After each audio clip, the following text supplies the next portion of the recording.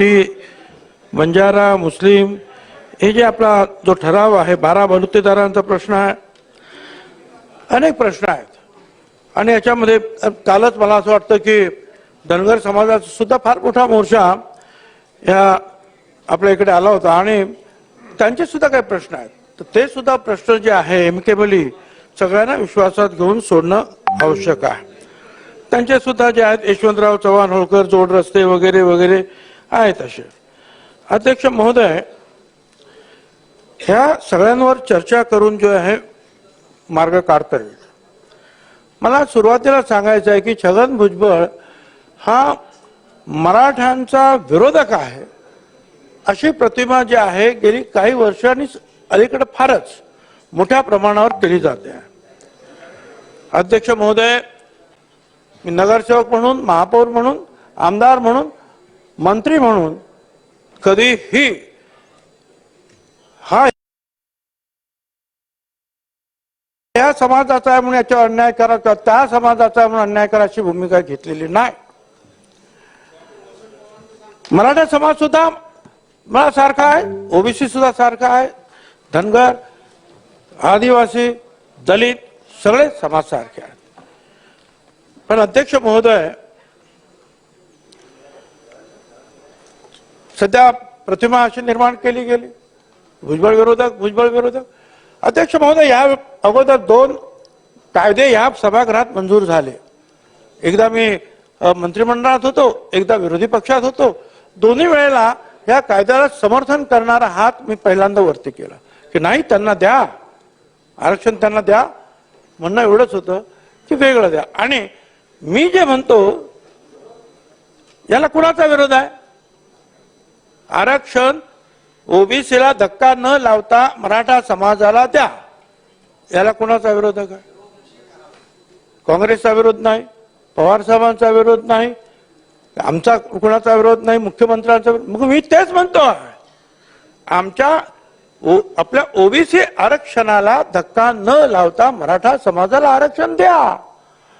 पण टार्गेट मात्र जे आहे छगन भुजबळला केलं जात आहे. सगळे तर तेच बोलतायत, मग मलाच कशाला टार्गेट करताय? मी काय विरुद्ध बोललो? अध्यक्ष महोदय, मी आता अनेक प्रश्न जे आहेत थोडक्यात मध्ये मांडणार आहे. मी काय कुठलंही रिपिटेशन करणार नाही. याच्यामध्ये म्हटलेलं आहे की सारथी, बार्टी वगैरे त्यांना त्यांचे प्रश्न सोडवा. मी सुद्धा जे आहे आमच्या सगळ्यांना सांगतो आहे की आमच्या ओबीसीचे प्रश्न जे आहेत ते सुद्धा सोडवा. मराठा समाजाला जे काही दिलंय ते द्यायलाच पाहिजे, आणखीन त्यांना द्या.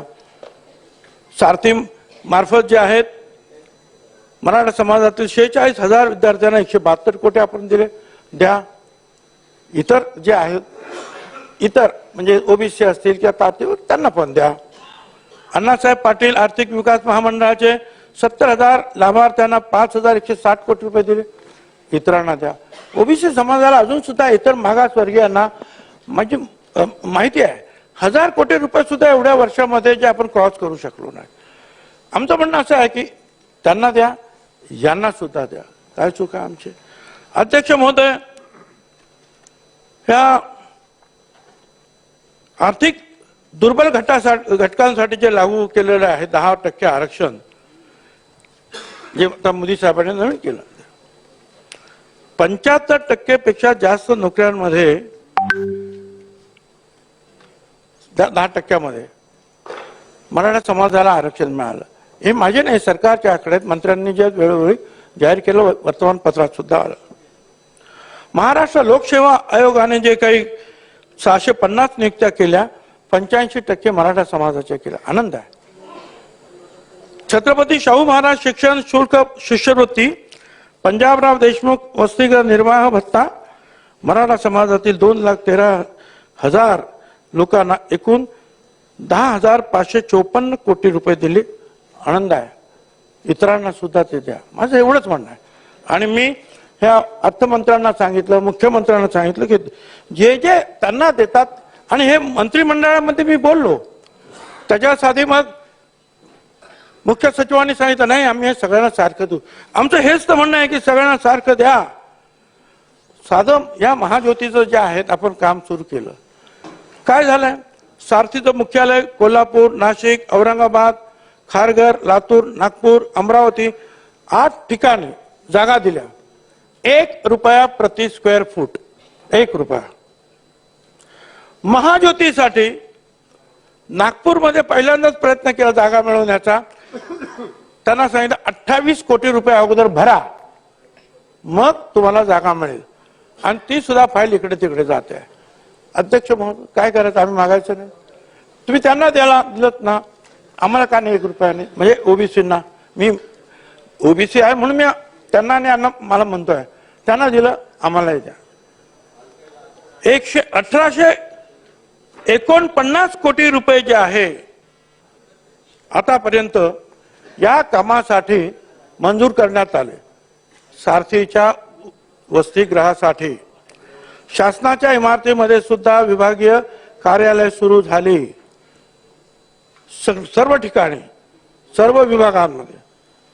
महाज्योतीचे फक्त नाशिक, औरंगाबाद, पुणे कार्यालय सुरू होते, जागा मिळत नाही, अडचणी निर्माण करतात.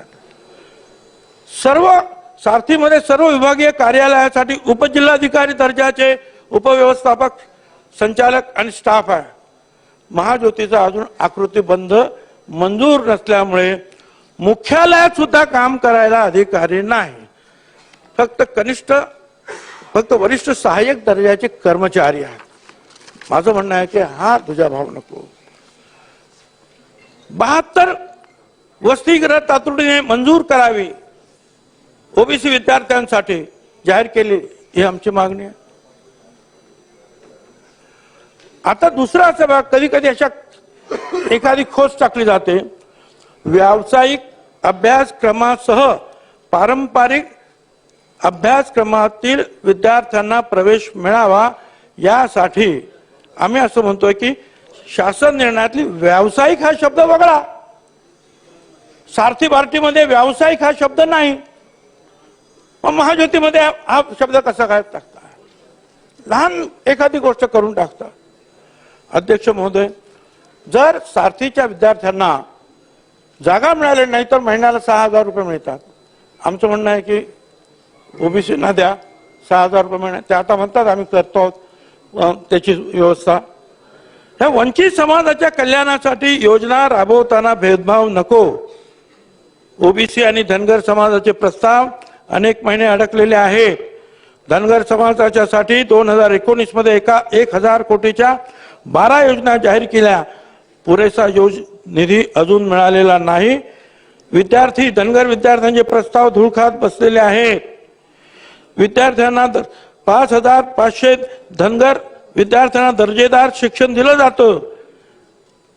त्यासाठी एका विद्यार्थ्या पाठीमागे 70,000 रुपये खर्च आहे. ही संख्या वाढवावी असा प्रस्ताव आहे. आदिवासी समाजातील 25,000 आदिवासींना अशा प्रकारचं शिक्षण देत आहे. आम्ही म्हटलं यांना पण द्या. अध्यक्ष महोदय, धनगर वस्त्या एकमेकाला जोडण्यासाठी, गावांना जोडण्यासाठी योजना आहेत. तांडा योजनेअंतर्गत बंजारा तांड्यावरील एक दुसऱ्याला जोडणारे रस्ते ते प्रस्तावित आहेत.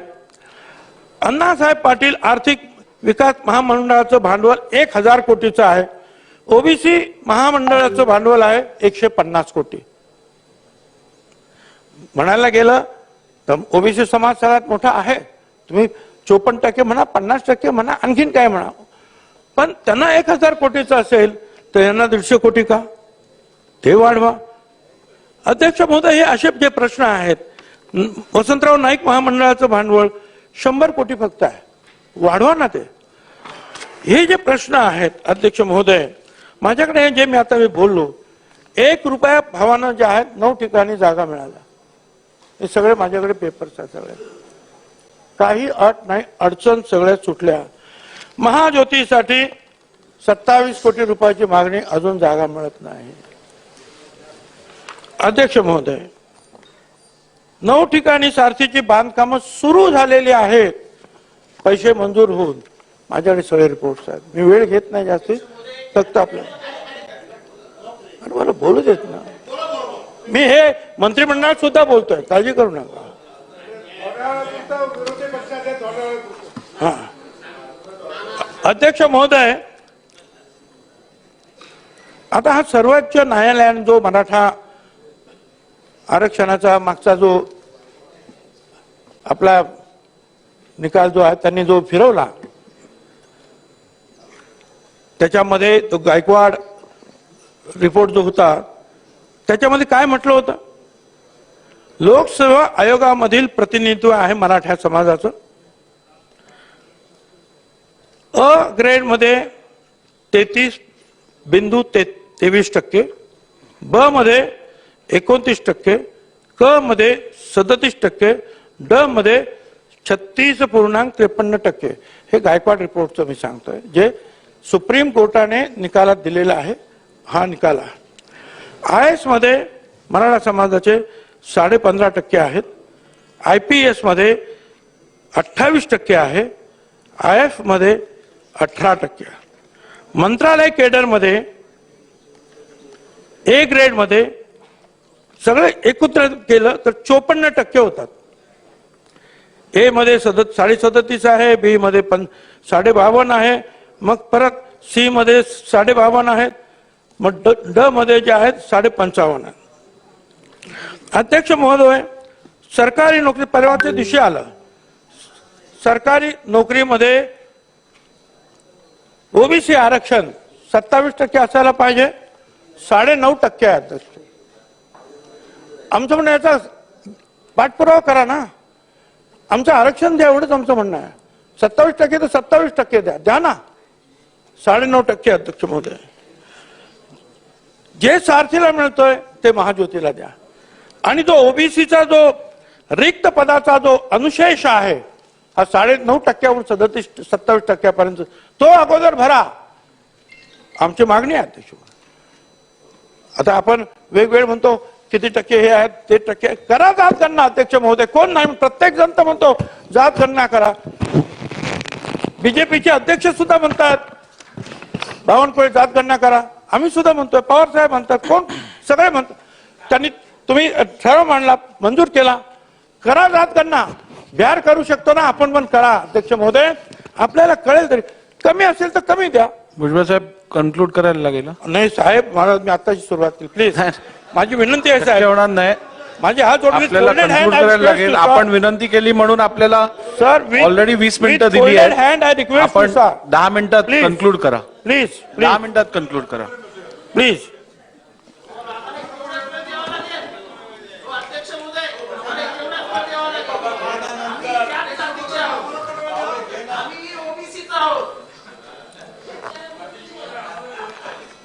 अध्यक्ष महोदय, आता बघा, हायकोर्टामध्ये एक केस मांडण्यात आली, ते बाळासाहेब सराटे, त्यांनी काय केस मांडली की हे सगळे ओबीसी जे आहेत भरलेले आहेत, आता हे सगळे बेकायदेशीर आहेत, त्यांना सगळ्या ओबीसीच्या कॅटेगरीतून बाहेर काढा. अरे वा, एकीकडून जे आहेत भरती होत्या, काय कुणबी आहेत, काय आहेत काय, आणि दुसरीकडून सगळ्या ओबीसीना बाहेर काढा, कारण ते बेकायदेशीर आहे म्हणतात. अध्यक्ष महोदय, पंडित जवाहरलाल नेहरू त्यावेळेला सगळ्या राज्यांना सांगितलं तुम्हाला जे करायचं ते करा. कालेलकर आयोग त्यांनी फेटाळला होता, पण त्यांनी सांगितलं करा काय करायचं. त्यावेळेला यशवंतराव चव्हाणांनी बीटी देशमुख कमिटी नेमली. 68 सालामध्ये वसंतराव नाईक मुख्यमंत्री असताना पहिलं आरक्षण मिळालं 14%. त्याच्यानंतर मंडल आयोगाचं झालं आणि त्याच्यामध्ये 27% आरक्षण मिळालं. ते 9 जज लोकांनी जे आहे त्याच्यामध्ये PB सावंत आपले अतिशय ज्ञानीग्रस्त जे आहेत महाराष्ट्रातले, ते एक तिथे बसलेले होते 9 मध्ये, त्यांनी हे सगळं मंजूर केलं. अध्यक्ष महोदय, आणि त्या वेळेपासून हे सगळं आहे, पण आता ते म्हणतात की यांना सगळ्यांना बाहेर काढा. अध्यक्ष महोदय, आमचं म्हणणं असं आहे की हे मी आता हे सगळं माहिती आहे आपल्याला, परत सांगत नाही कारण वेळ कमी आहे. राज्यामध्ये अशांततेचं वातावरण आहे, हे म्हणतात ते म्हणतात ते म्हणतात सगळं म्हणतात. कोणी केलं? मी केलं. अध्यक्ष महोदय, 2 महिने त्यांचा चाललं होतं. सुरुवातीला हे भुजबळ तुला आरक्षण घेऊनच दाखवीन, नाही तुझा खुटा चुपटीला. अरे मी काय केलं? मी तुझं बसलेलं आहे, मला काय माहितच नाही कोण काय ते जरांगेने कोण काय.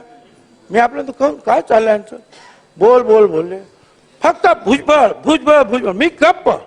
अध्यक्ष महोदय, तुम्हाला काय सांगायचं, काय शिव्यांचा असा वर्षाव, काय मी तुम्हाला तो देतो ते सगळे कागद. काय तू वाचू शकणार नाही एवढ्या घाणेरड्या शिव्या, काय मुला बायकांना आम्हाला सगळ्या सुनांना सगळ्यांना मेसेज, आम्ही तक्रार केली, काही नाही तरी मी गप्प. परंतु ज्या वेळेला बीड पेटलं आणि आमदारांची सुद्धा घरं पेटली, जीव धोक्यात आले, अध्यक्ष महोदय इतरांची सुद्धा हॉटेल पेटली, कोणाच्या असे 8-10 ठिकाणी एकाच वेळेला 200, 400 लोकांनी कोड नंबर देऊन हल्ले करण्यात आले. अध्यक्ष महोदय, ज्याचं हॉटेल पेटलं ते सुभाष राऊत, ते माझ्या समोर मंत्रालयात बसले होते. त्यांनी सांगितलं, अरे प्रकाश साळुंके साहेबांचं घर. मी उत्तर हो, काय झालं? आणि मग मी एसपी ला फोन केला की त्यांचं चाललंय, ह्या माझ्या समोरच बसले राऊत, त्यांच्या पण हॉटेलवर जातील, काळजी घ्या, पोलीस पाठवा. 4-5 तासांनी पाहतो खलास.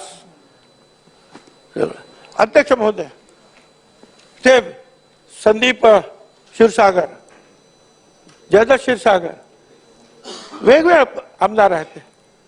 अहो, राष्ट्रवादीचं 3 माळ्याचं घर जाळलं, जयदत्त क्षीरसागरचं शिक्षण संस्थेचं ऑफिस जाळलं, त्यांच्या घरी गेले, बॉम्ब टाकले, पेट्रोल बॉम्ब टाकले, काय टाकले, धडाधड गाड्या उडाल्या, धूर झाला. त्यांच्या घरामध्ये एक पुत्र्यान काय योगेश आणि त्यांची बायको पोस्ट ग्रॅज्युएट डॉक्टर्स, धूर एवढा, मरण्यासारखी परिस्थिती निर्माण झाली. पाठीमागच्या भिंतीजवळ जाऊन महिलांनी त्या मुलांना जे आहेत वरती असं पाय धरून वरती केलं आणि पलीकडून उंच भिंतीवरून तिकडचे मुस्लिम समाजाचे लोक चढले आणि त्यांना ओढून घेतलं. अध्यक्ष महोदय, मेले असते तर आपल्याला महाराजांनी हे नाही शिकवलं की आपल्याच लोकांवर, आपल्याच काय दुसऱ्या परक्यांच्या सुद्धा महिला असतील तर त्यांचे सुद्धा जीवाचं रक्षण करणं हे आपल्याला महाराजांनी शिकवलं. अध्यक्ष महोदय, मी स्वतः सगळं पाहिलं. मी प्रकाश साळुंकेंच्या त्यांच्या सुद्धा घरी गेलो. ते आता काही म्हणत एवढे खबर, म्हणजे एकाच वेळेला कोड नंबर, ते राख रांगोळी म्हणजे काय म्हणतात ते त्या हॉटेलमध्ये आणि इतर ठिकाणी गेल्यानंतर मला कळलं, खरी राख रांगोळी म्हणजे काय असतं ते खऱ्या अर्थानं ते शब्द मी पाहिले. अध्यक्ष, तरी आपण म्हणणार की अशांतता भुजबळ करतोय. भुजबळ फक्त गेला तिथे आणि गेल्यानंतर राहला नाही म्हणून मी संभाजीनगरच्या त्या एका हॉटेलमधून जे आहे सांगितलं की मी असं झालेलं आणि हे करा. बरं, हे का झालं, लोक का घाबरले, याचं कारण सांगितलं. काय खरं खोटं काय असतील ते पोलीस पाहतील. परंतु इथे जे काही होम मिनिस्टरने सांगितलं, ही गोष्ट मी तिथे गेल्यानंतर मला सुद्धा कळलं होतं अगोदर. यानंतर काय सराटी त्या गावामध्ये काय झालं, जे लाठीमार झाला आणि नंतर दुसऱ्या दिवशी पवार साहेब गेले त्याच्यानंतर उद्धवजी गेले, काय झालं. पोलीस त्यावेळेला सुद्धा, आता तर 79 लोकांचा आकडा आला, म्हणजे दगडफेक झालेलीच आहे, महिला पोलिसांना मार लागलेलाच आहे आणि त्याच्यानंतर लाठीमार झालेला आहे. पोलीस, मी सुद्धा डिपार्टमेंट सांभाळले ना, आपले सगळे आमदार पोलीस काय असे आले का मारत सुटतात काय कोणाला. पण अध्यक्ष महोदय, ज्यावेळेला एखाद्याचे 80 पोलीस जर, बरं हे खोटं असेल, हॉस्पिटलमध्ये जायचं, रेकॉर्ड घ्यायचं कोण त्या दिवशी ऍडमिट झाले, समजेल ना. मग अध्यक्ष महोदय, लोक घाबरले आणि त्या बीडमध्ये जो करेल तो ज्याला करायचं करा अशी परिस्थिती, बनाना रिपब्लिक तयार झालं. तर अध्यक्ष महोदय, मराठा आरक्षणाला विरोध नाही, ते वेगळं द्या. माझा विरोध झुंडशाहीला आहे, माझा विरोध ह्या जाळपोळीला आहे. अध्यक्ष महोदय, ह्याच्यामध्ये सुद्धा आता आम्हाला म्हणतात की तो छगन भुजबळने आरक्षण झालं. छगन भुजबळ आरक्षण शिकला, छगन भुजबळ शिकला लहान गरीब असताना, पण बाळासाहेब देसाई यांनी जे ते आर्थिक जे काही दिलं होतं आम्हाला, हा, तर त्या जेपी असायची, जेपी त्यावेळेला त्यांचं सर्टिफिकेट आम्ही 1 महिना जाऊन त्यांच्या मागून एक सर्टिफिकेट घ्यायचो, दिलं आणि मग मी शिकलो. नंतर आरक्षण वगैरे जे आहेत आम्ही कुणीच घेतलं नाही. तर सगळं आरक्षण एकट्यानेच खाल्लं. अरे एकट्यानेच काय खाल्लं, मी माझ्या मुलांनी नाही, कुणीच नाही.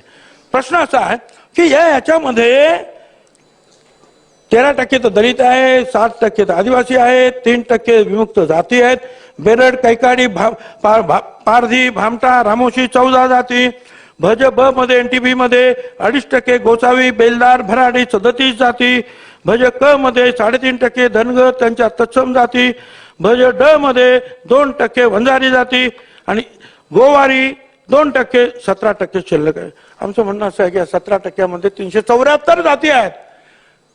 एक मोठी जात कुणबी आहे, तेली आहे, माळी आहे, सुतार, लोहार, कुंभार अनेक आहे.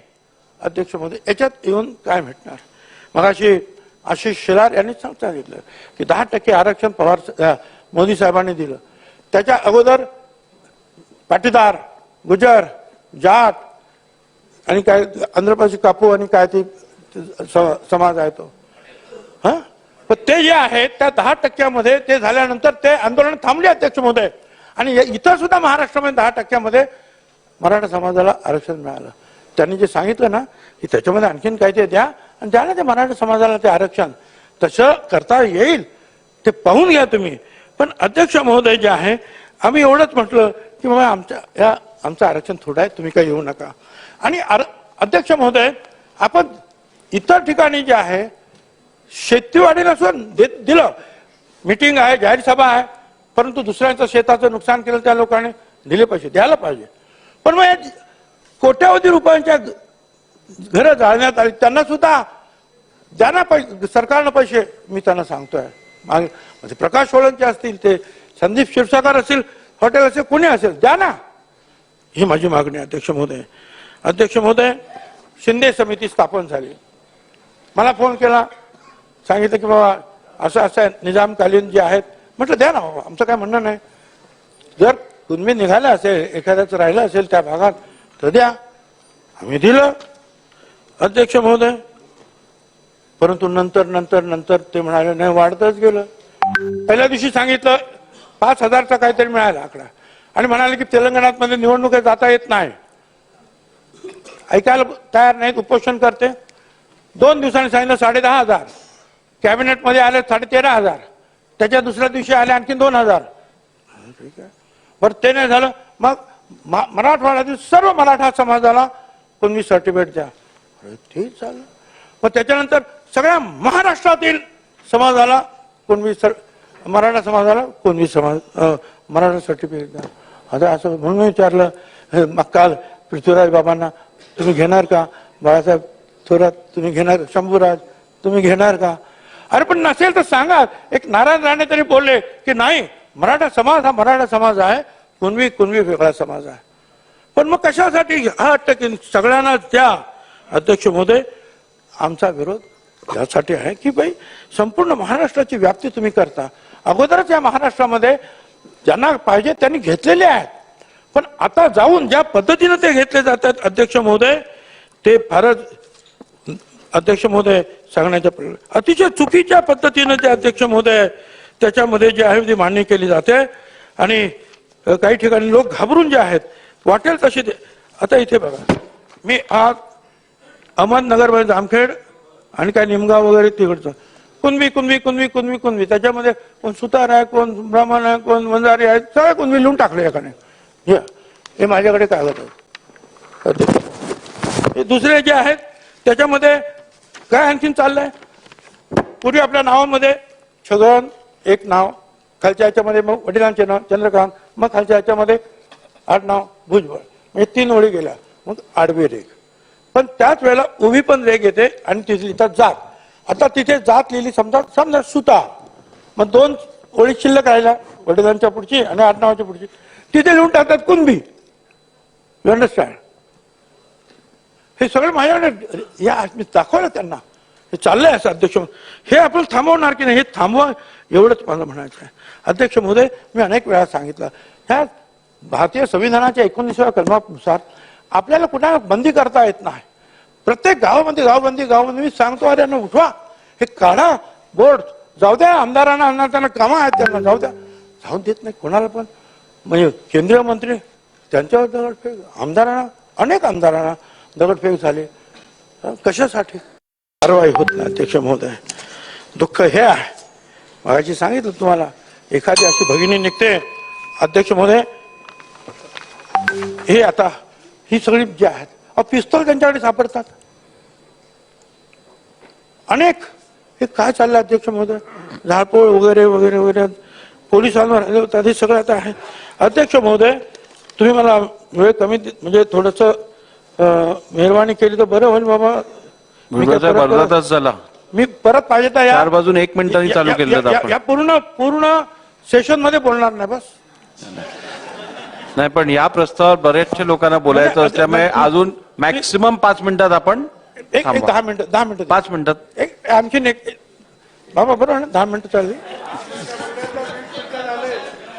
जालन्याला अध्यक्ष महोदय या जरांगेंची सभा या आमच्या झेडपीने काढले ऑर्डर की उद्यापासून उद्या मिटिंग आहे इथे जरांगेची सगळ्या शाळा कॉलेज बंद. अरे म्हटलं हे काय मुख्यमंत्र्यांची सभा असती प्राईम मिनिस्टरची शाळा कॉलेज बंद आहे आणि आता शाळा कॉलेज बंद कशी. आणि मग रात्री उशिरा त्यांनी ही ऑर्डर मागे घेतली. अध्यक्ष महोदय काय आता हे तर आहे कालपासून चाललं हे आयोगाचं काय चाललंय. संजय सोनवणे किलारीकर ऍडव्होकेट प्राध्यापक लक्ष्मण हाके निरगुडे राजीनामा दिला. ते स्वतःच सांगतात अध्यक्ष महोदय गूढ आहे का.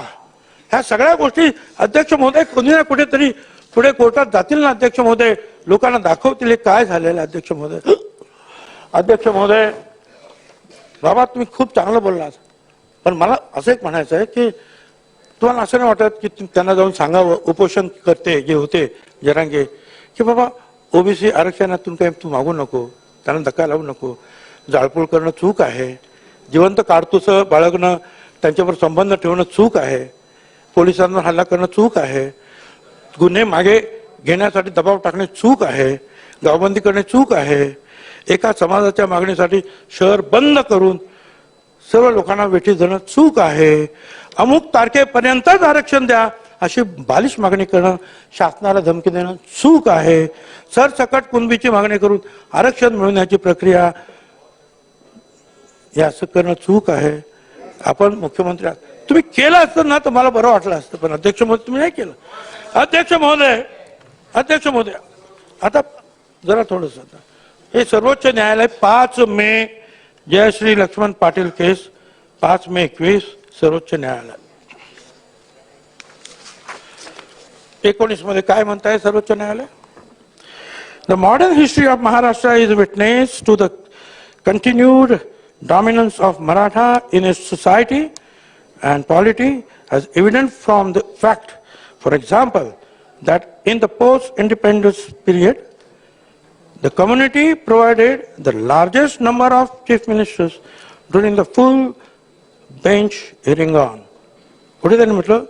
Bench had put the question to the representative of the Maratha community as to why, despite this being so many chief ministers and important ministers in the state, some of them also become important ministers in the central, none of them got or moved to get Marathas included in the list of BCs is eloquent testimony. Not only the fact that Marathas are not backward class, but also the wisdom and objectivity of these chief ministers. त्यांचं म्हणणं त्यांनी स्पष्ट मांडलेलं आहे. मी मराठीत पाहिजे तर ते सहज मराठीतच वाचतो कळेल की महाराष्ट्राच्या इतिहासामध्ये समाजामध्ये मराठ्यांचा सतत वर्चस्व असलेलं आहे. स्वातंत्र्य काळात मराठा समाजाने सर्वाधिक मुख्यमंत्री दिले वगैरे वगैरे. मग त्यांनी असं म्हटलं की मराठ्यांना एवढे मुख्यमंत्री झाले, केंद्रात मंत्री झाले, तरी सुद्धा त्यांना मराठा समाजाला बॅकवर्ड क्लासमध्ये त्यांनी समावेश करून घेण्यासाठी कसं त्यांना यश मिळालं नाही. त्यामुळे हे मागासवर्गीय नसून मुख्यमंत्र्यांचा शहाणपणाचा आणि वस्तुनिष्ठतेचा हा पुरावा आहे. सुप्रीम कोर्ट या सगळ्या मागच्या मुख्यमंत्र्यांना सांगताय की त्यांचा तो शहाणपणा आहे की त्यांनी ते नाकारलं.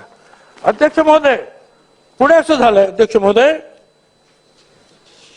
त्यांनी असं सांगितलं पुढे की काही लोकांनी कुणबी सर्टिफिकेट मिळाली पण त्याच्यासाठी काही कोणी दावा किंवा युक्तिवाद केला नाही. समाजाच्या काही प्रतिनिधींनी ऐका आता पुढे हे आरोप बाजूला ठेवून खंडपीठाला याची जाणीव आहे की विविध गैरमार्गास जातीमधील काही अदूरदर्शी व्यक्ती दुर्दैवाने बनावट जात प्रमाणपत्रे मिळवण्याचा प्रयत्न करतात आणि बघा पुढे भारतीय प्रशासकीय यंत्रणाच्या अनुषंगाने अशा विनंत्या स्वीकारणारे आणि जाणीवपूर्वक खोटे जात प्रमाण देणारे घटक सुद्धा दुर्मिळ नाहीत. भ्रष्टाचाराच्या विविध प्रकाराप्रमाणे हा प्रकार सुद्धा अधिकाधिक धोकादायक बनत चालला आहे. प्रयत्न करतो. काही सल्ल्यांमध्ये आयोगाने केंद्र आणि राज्य सरकारना हा धोका कशा प्रकारे टाळता येईल याचा सल्ला दिला आहे. पण खोटी जात प्रमाणपत्रे आणि त्याच्यावर आधारित खोटी जात ओळख हे समाजात घडणाऱ्या ओळखीचे वास्तव मात्र बदलत नाही. वरील वस्तुस्थिती आणि स्थिती पाहता मराठा सामाजिक प्लीज 5 मिनिटं आता आलं संपत आलं एवढं. मी आपल्या विनंतीला अगदी अध्यक्ष महोदय एक्सेप्शनल केस म्हणून ती 4:36 झाली आहेत.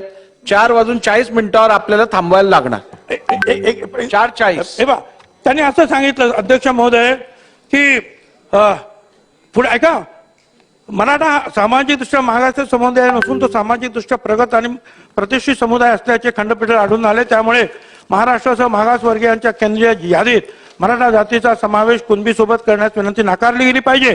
किंवा मराठा हा महाराष्ट्राच्या मागासवर्गीयांच्या केंद्रीय यादीत कुणबी सोबत संयुक्तपणे किंवा स्वतःच्या स्वतंत्र अस्तित्वात समाविष्ट करणे योग्य नाही.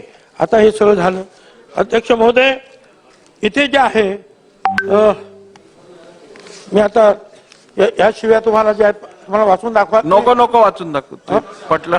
तुम्ही वाचा अध्यक्ष महोदय, तुम्हाला सुद्धा कळेल. अध्यक्ष महोदय भुजबळ साहेब तुम्ही माझ्याकडे पाठवून द्या. त्या जर अनपार्लिमेंटरी असतील तर मी वाचून दाखवणार नाहीत.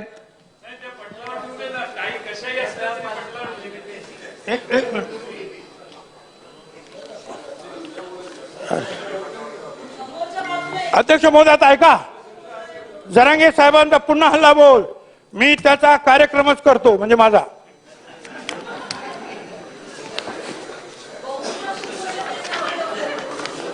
आता शेवटचा आता अध्यक्ष महोदय आमच्या हातात दंडुके सरकारला पायाखाली तुडवू शकतो. भुजबळांनाही पाहून घेऊ. आता नको, सेन्सिटिव्ह आहे. अध्यक्ष महोदय एकदा आरक्षण मिळू द्या, भुजबळाचा कार्यक्रमच करतो. आता शेवटचा एकच मिनिट. अध्यक्ष महोदय 24 डिसेंबरला फिरता येते तुमच्या काय म्हणता समाज माध्यमावर.